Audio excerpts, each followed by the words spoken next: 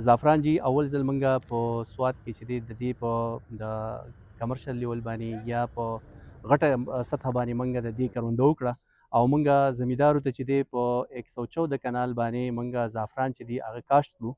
د دې زعفرانو چې دی هغه ډېرې زیاتې فایدې دي. د دې معاشي فایده چې ده هغه دا ده چې د دې مارکیټ چې دی هغه په ټوله دنیا کې په ټوله نړۍ کې چې دی د مارکیټ دی او هغه مارکیټ چې دی هغه پوره کیږي نه.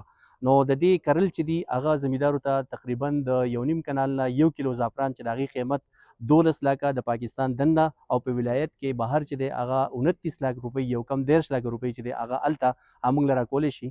دغه شانتې د دې یو ځل کرونده ده او بیا د 10-15 کالو پورې د دې نه فصل اخیستل دي. د دې زعفرانو د ګل چې دی نو هغه درې د دې دغه دي پارټس دي. هغې کې اولنی چې دی دې ته موږ پیټلز وایو یا رنګینې پتې.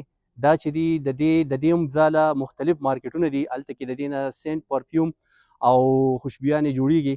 دغه شانتې د دې دا ریشه چې ده دې ته موږ سټیګما وایو او دا چې ده د دې 12 لکه روپۍ چې دی هغه دلته پاکستان کې دی د کیلو قیمت دی.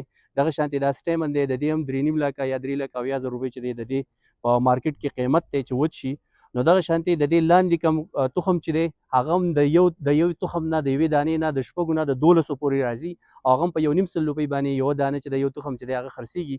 د زعفرانو هر یو څیز چې دی هغه ډېر زیات قیمتي دی او دا چې دی د ماحول د کم د کلایمټ چینج ورته موږ وایو ماحولي تغیرات د هغې سره هم دا میټیګیشن کوي مطلب د هغې مقابله کوي. نو دا یو ښه فصل دی او د دې کرونده چې د زمیندارو له پکار دي چې په ډېره ښه سطح غټه سطح باندې وکړي.